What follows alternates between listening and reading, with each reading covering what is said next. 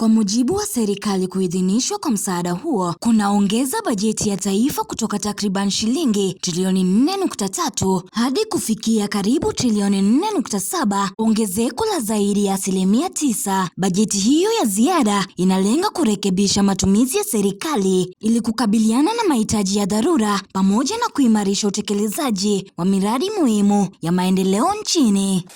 This state ceremony is convened pursuant to Article 115 of the Constitution for the presidential assent to the Supplementary Appropriations Bill 2026, being National Assembly Bill number 16 of 2026. Katika mgawanyiko huo wa fedha, sekta ya afya imepata mgao mkubwa, ikiwemo shilingi bilioni 4.7 kwa huduma za matibabu na shilingi milioni 775 kwa kuimarisha afya ya umma. Aidha, shilingi bilioni 4 zimetengwa kulipa madeni ya iliyokuwa bima ya afya ya kitaifa NHIF, huku hospitali za level 4 zikitengewa kima cha shilingi milioni 675 kwa ajili ya uboreshaji wa huduma. Vile zaidi ya shilingi bilioni 5.4 zitatumika kusaidia mafunzo kazini kwa madaktari. Together with the Budget and Appropriations Committee, this bill proposes to do three things.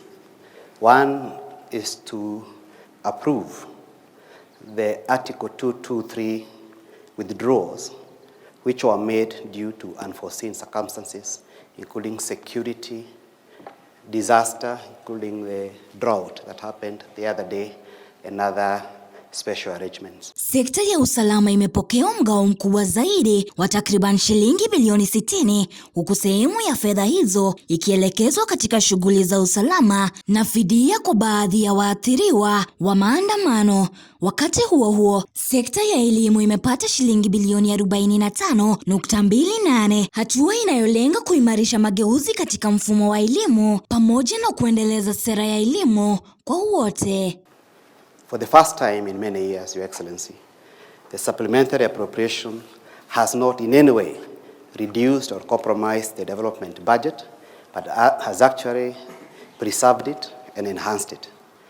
The Budget and Appropriations Committee declined any attempt to reduce or compromise the development budget in favor of the recurrent budget, Your Excellency. Held Higher Education Notes Board and University Funding Board for purposes of sponsorship, the scholarships.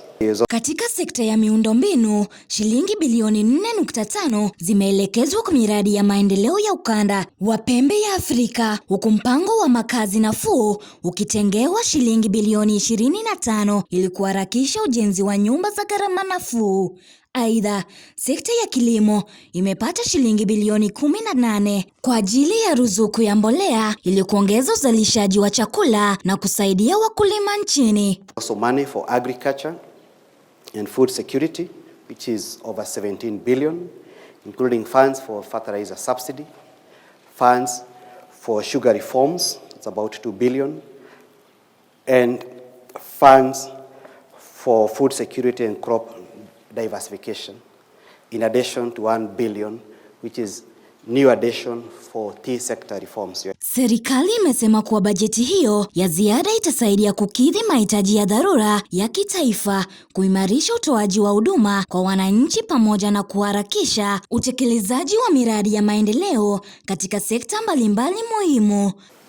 To the Cabinet Secretary for the National Treasury for implementation, the Speaker of the National Assembly, Aten Kanegunda, Runinga ya KU.